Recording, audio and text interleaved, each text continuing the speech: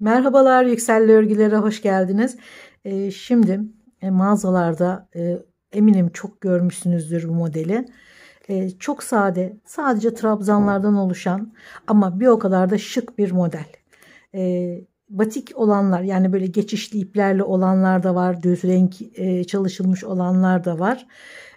Şöyle bir göz gezdirdim mağazada. Gerçekten bu yeni başlayanlar için, örgüyü denemek isteyenler için ideal bir model. Hiç sıkılmadan böyle rengarenk, hatta birkaç tane farklı renklerde, düz renklerle de deneyebilirsiniz. Kıyafetlerle çok güzel kombin oluyor. Gene ipe uygun ip tığ kullanıyoruz ve önce küçük bir parça örüyoruz. Tığdan nasıl çıkıyor örgü? Yumuşak, dokusu sert olmaması gerekiyor. Önce bunu belirleyelim, çünkü çok sıkı örenler de var, çok gevşek örenler de var. Elinizi şöyle yarım numara, bir numara farklı tığlarla deneyin. Hangi tığ hoşunuza gidiyorsa, şöyle sıkı olmayan, dokusu çok yumuşak bir örgü hangi tığla örebiliyorsanız o tığı kullanın mutlaka. Üzerinde mesela şöyle 3,5 milim tığ diye yazıyor. Ben gene 3,5 milim kullanacağım. Ama siz eliniz çok sıkıysa kesinlikle 4-4,5 kullanmanız gerekiyor. Çok bol örüyorsanız 3 milim deneyebilirsiniz. Ama mutlaka ufak bir parçada deneyin. Sonra örgüye başlayın. Şöyle bilgileri. Çok hoş renkleri olan bir ip. Hemen başlayalım. Önce yaka kısmı ne kadar açık yapacağız, ona karar verelim. Şuradaki düşüklüğü ben 9 santim olarak düşündüm. Yani çok açık olsun istemiyorum. Şurası 9 santim. Yaka genişliği de 13 santim olarak düşündüm. Toplam 62 santim. 62 santim olana kadar şimdi zincir çekiyorum.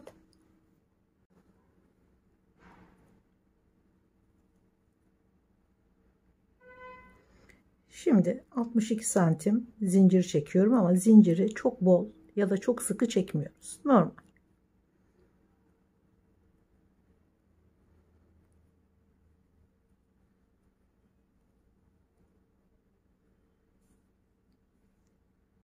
...62 santim 128 zincire denk geldi. Şöyle dönmemesi için düzelterek ilk zincire ilmek kaydırarak bağlıyoruz. Şimdi bu zincirlerin üzerine 4 zincir, bir tane atlıyorum, diğer zincire 1 2 3 kere de çıkıyoruz. Bir zincir, bir tane atlıyorum, diğerine 1 2 3, bir zincir, bir tane zincir atlıyorum, diğerine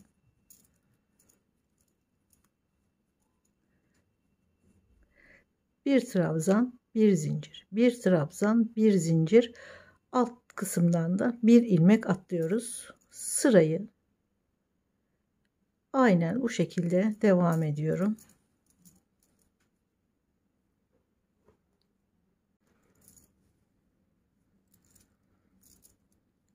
Son trabzanı da örelim. Bu da 64. trabzan oldu. Bir zincir, aradan bir tane atlayıp baştaki 4 zincirin üçüncüsüne ilmek kaydırarak bağlıyorum. 64 trabzan olarak ördük bu sırayı. Şimdi gene 1 2 3 4 zincir, yanındaki trabzana çift batıyorum.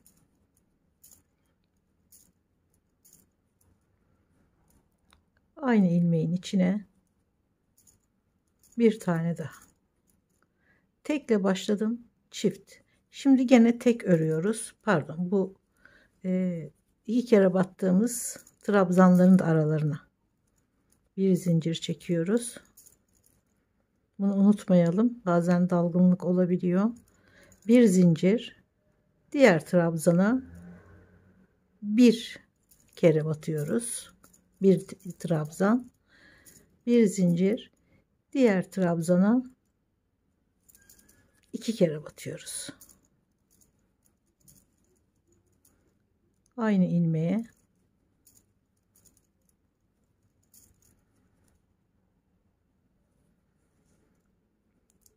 aradaki zinciri unutuyoruz ara sıra.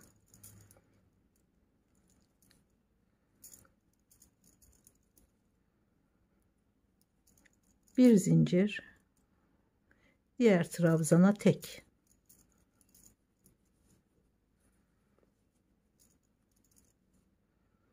Diğer trabzana çift batıyoruz. Zincir ve bir kere daha.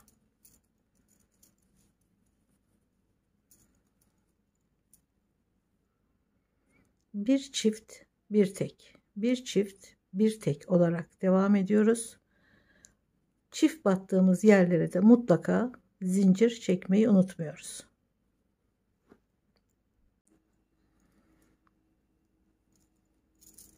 Şimdi bir tane çift örüyoruz.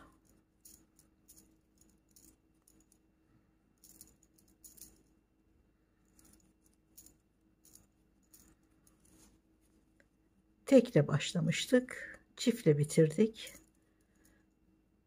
Üçüncü zincire bağladık.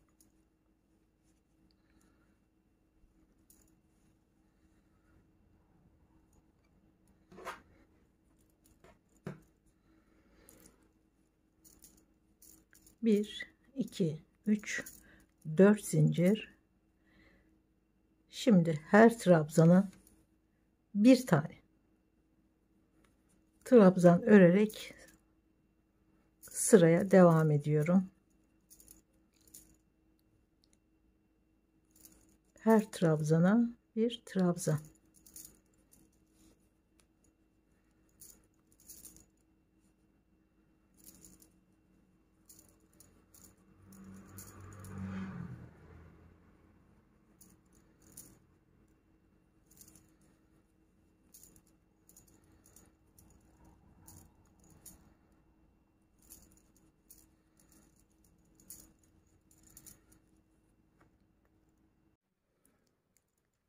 Şimdi hemen başlar başlamaz köşeyle başlıyoruz ilk trabzanda. 25 beden, 21 kol, 25 beden, 21 kol. Yani ön arka parçalarda 25 ilmek, kollarda 21 ilmek var. Dördüncü sırada artık bu artış noktalarını, köşeleri öreceğiz. Daha yüksek beden, daha geniş beden örmek isterseniz bu sırayı belki 5. sırada, belki 6. sırada arttırım yapabilirsiniz. Tabii beden büyüdükçe bu sıralarda, sayılarda değişecek. O yüzden kendi bedeninizi ölçerek örerseniz daha iyi sonuçlar alırsınız. Şimdi hemen sıranın başında ilk arttırmamız, yani ilk köşemizi yapıyoruz. Gene 4 zincir, aynı ilmeğin içine bir tane daha. Bu yarım oldu. Yarım arttırma yaptık. Sıra tamamlandığında aynı noktaya iki kere daha batıp iki trabzan daha öreceğiz. Şimdi 25 trabzan örüyoruz.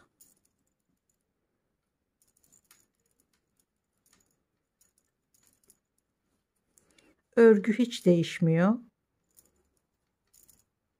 Trabzan, zincir, trabzan, zincir.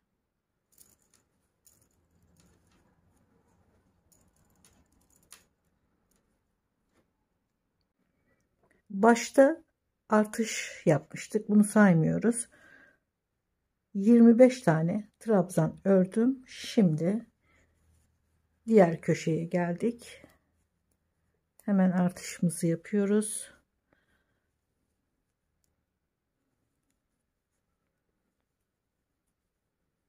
Bir zincir, gene aynı noktaya. Şimdi 2 zincir, gene aynı noktaya. Araya bir zincir, aynı ilmeğin içine 4 tane trabzan örüyoruz.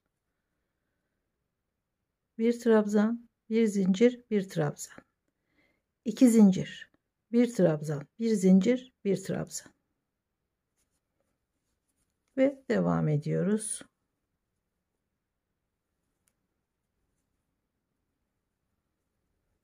Şimdi kol örüyoruz. 21 trabzan.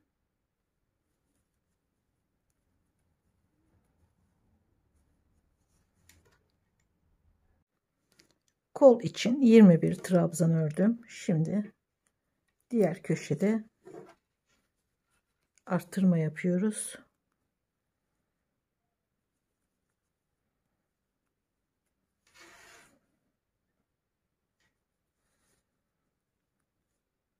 Aynı ilmeğin içine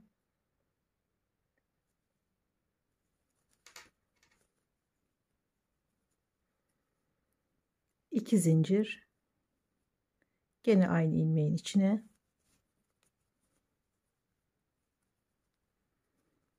bir zincir, aynı ilmeği.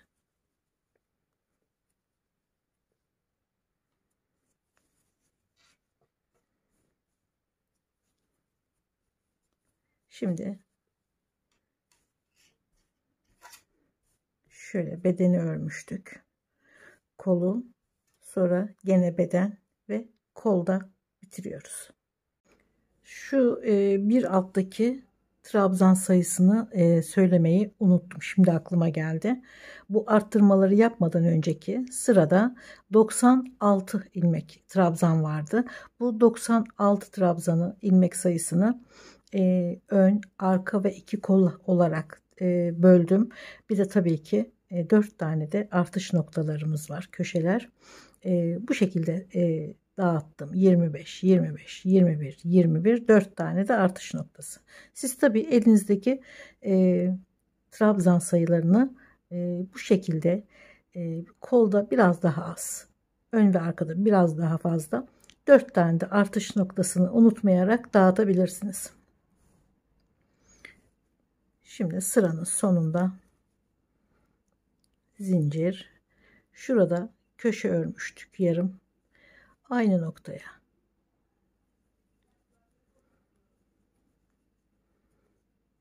bir zincir, bir trabzan. Başlarken de örmüştük. Şimdi 4 tane oldu. Hiç zincir çekmiyorum. Şimdi arada 2 tane zincir çekiyorduk çünkü şöyle şu ortaya. Hiç zincir çekmiyorum. Doluyorum. Üçüncü zincire batıyorum.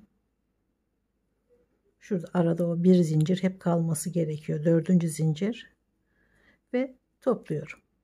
Şimdi köşeyi bu şekilde oluşturdum. Ortada kalması gerekiyor ilmeğin, çünkü gene 4 zincir, gene o köşeye batıyorum ve yarım köşe örüyorum.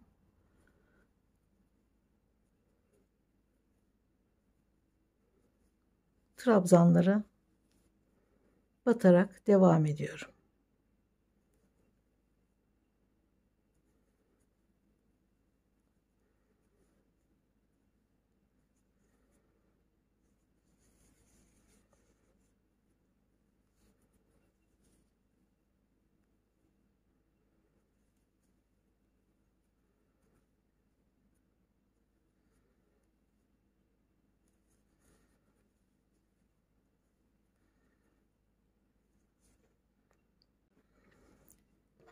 Köşeye geldim gene.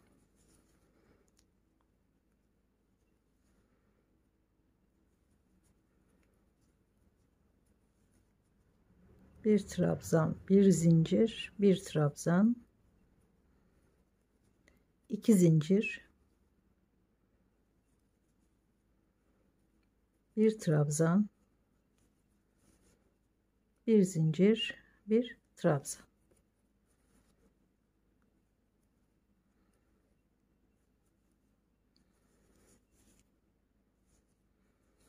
Ve trabzanlarla devam ediyorum.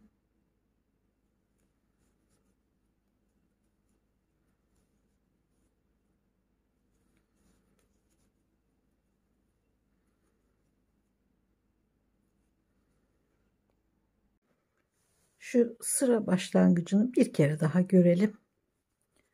Bir kere daha çalışalım. Şimdi burada yarım köşe vardı. Tekrar örüyoruz.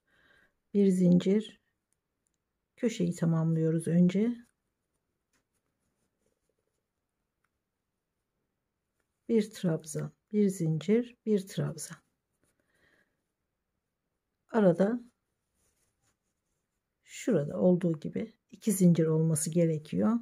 Fakat ipin de köşenin ortasında kalması gerekiyor. Tekrar yarım trabzan, pardon, yarım köşe örebilmek için. O yüzden önce hiç zincir çekmiyorum. Sadece tığın üstüne alıyorum. 3. zincire bu şekilde hem köşe hazırlıyoruz hem ipi ortada bırakıyoruz. 1, 2, 3, 4 zincir aynı köşeye gene yarım köşeyi ördüm ve trabzanlarla devam ediyorum.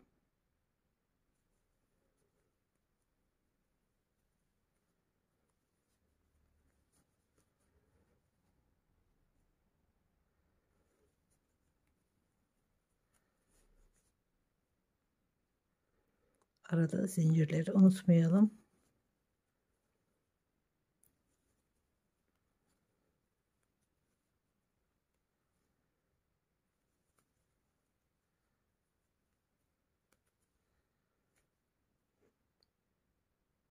Bu bluzu 85 göğüs ölçüsüne göre örüyorum.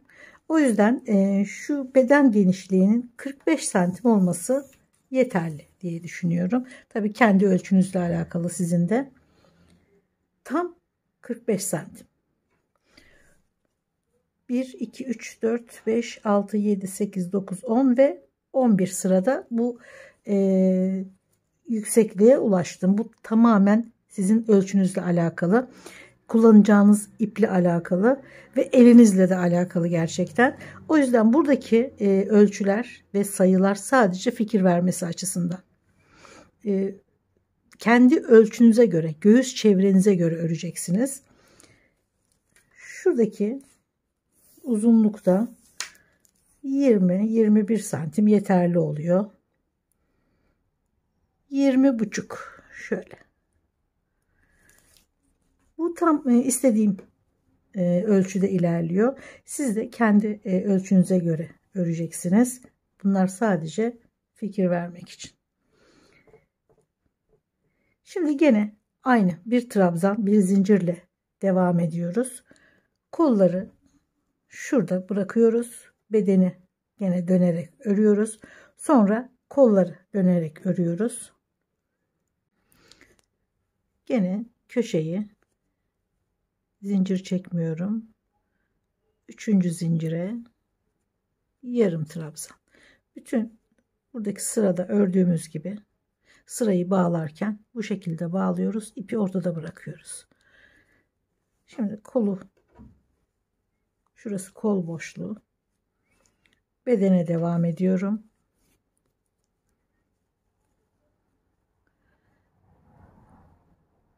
İlmeği alıyorum tam ortadan, köşeden. İlmek kaydırarak köşeleri birleştiriyorum. Köşeye 4 zincir. Sonra ilk trabzan üzerine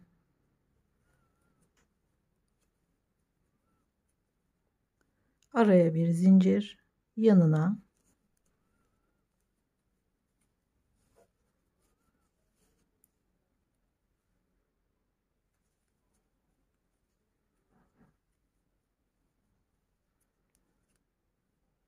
şu sıra başlangıcı,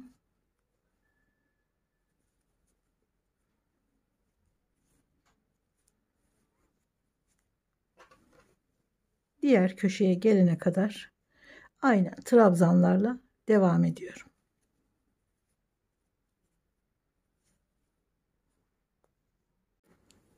Şimdi diğer iki köşeyi de birleştirelim.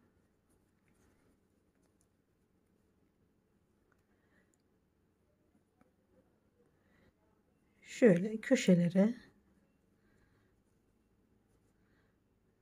aynı anda batıyorum. 1 2 üçlü trabzan.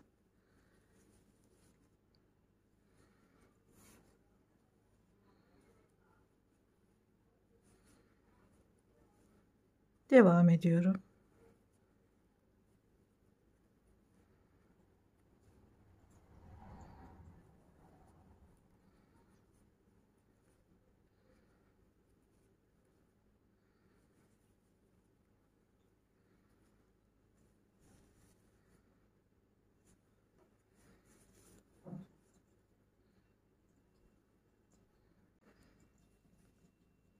Sırayı tamamladım.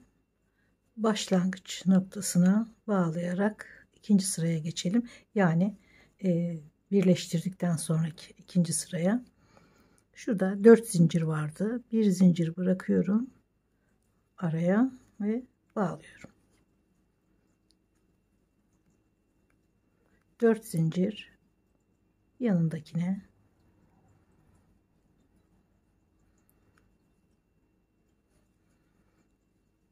şimdi istediğimiz uzunlukta, artık kaç sıra örmek isterseniz, ne kadar uzunlukta isterseniz o kadar örgüye devam ediyoruz. Evet, beden kısmını bitirdim. Birleştirdikten sonra iki parçayı 4-5 sıra daha ördüm. Ve bu tam göğüsün altında değil, göğüsü kapatmadan, yani göğüs ortasından bir tık aşağıda kalıyor. Siz istediğiniz ölçüde yapabilirsiniz.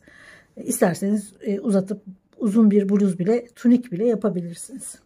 Şimdi diğer kolu yine şurada birlikte örelim. Burada birleştirmesini yapmıştık zaten. Hemen ipi bağlıyorum.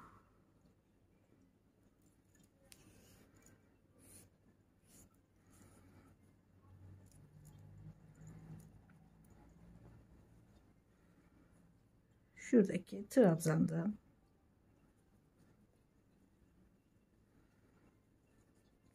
ilmek kaydırarak bağladım. 1 2 3 4 zincir, diğer trabzana bir zincir, diğer trabzana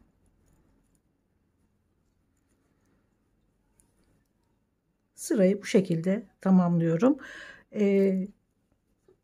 Daha dar bir kol isterseniz, yani bu kadar çok geniş, ben biraz daha dar istiyorum derseniz, şuralarda, şu koltuk altında sıra bitiminde eksiltme yapabiliriz. Şimdi sırayı bitireyim.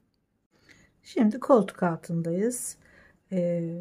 Şu iki zincir, köşedeki iki zincirin hemen bir tane trabzan, bir de şu köşeye denk gelen bir trabzan var, başlangıç yeri. Buradaki trabzana iki kere çıkıyorum, bekletiyorum. Sonra şu ortadaki trabzanın üzerine de ve topluyorum.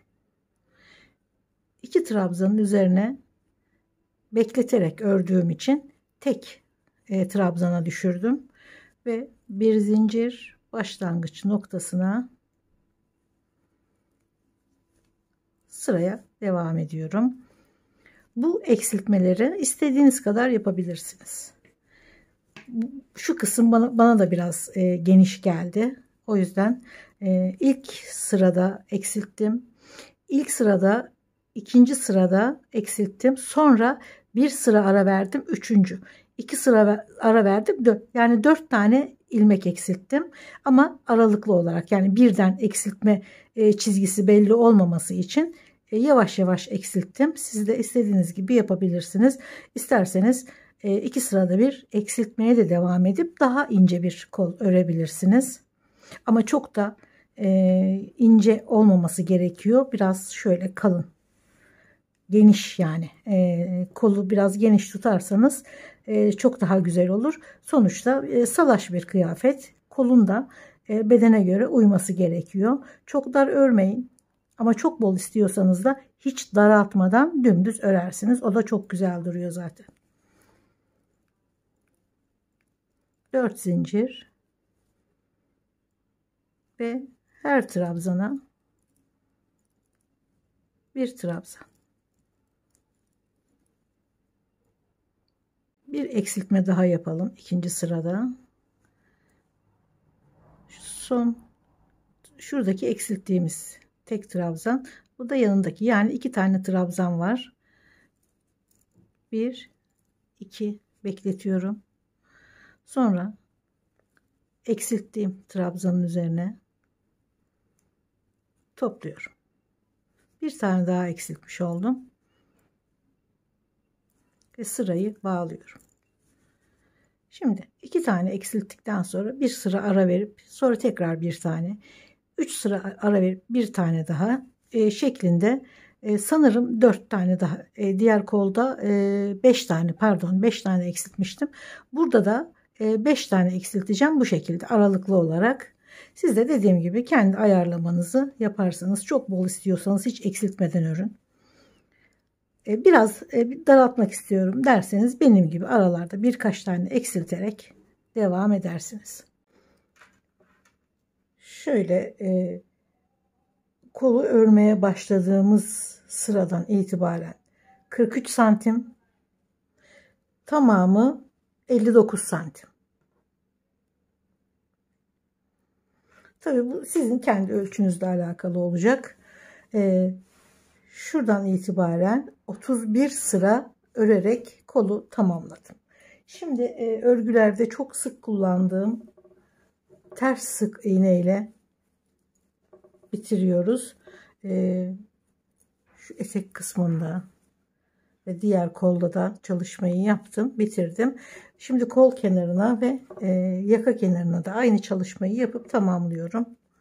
Çok basit, çok kullanıyorum. Bu hem örgüyü toparlıyor hem de güzel bir görüntü oluyor. Şöyle bir zincir çekerek hafif yükseltiyorum ve hemen boşluğa, bu tarafa doğru değil bu tarafa doğru örüyoruz, ters sık iğne. Şöyle hafif yüksek tutuyorum ilmeği. Bunu yapmazsanız, böyle çok sık giderseniz kol kısmı, yani örgü büzülür. Bunu olduğu gibi durması gerekiyor, hiç kasmadan. O yüzden şuradaki ilmeği biraz yüksek bırakıyoruz. Şöyle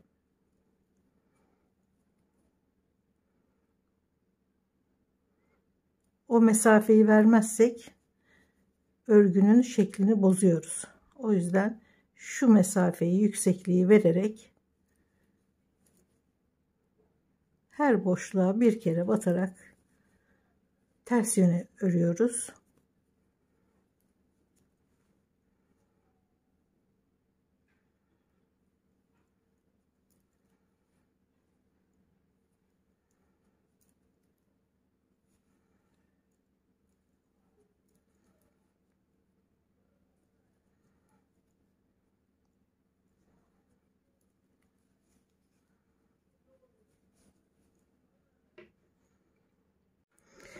Şimdi şu robaya kadar 45 santimdi bedeni örmeden önce.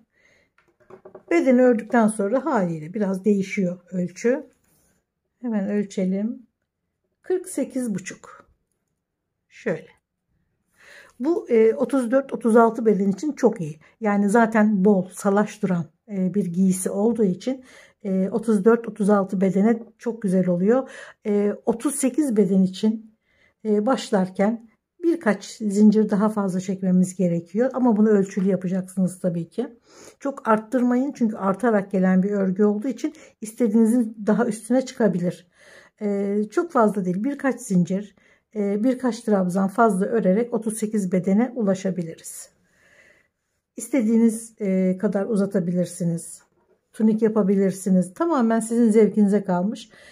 Çok basit ve de çok kolay. Yeni başlayanlar için özellikle çok ideal bir model olduğunu düşünüyorum. Umarım beğenmişsinizdir.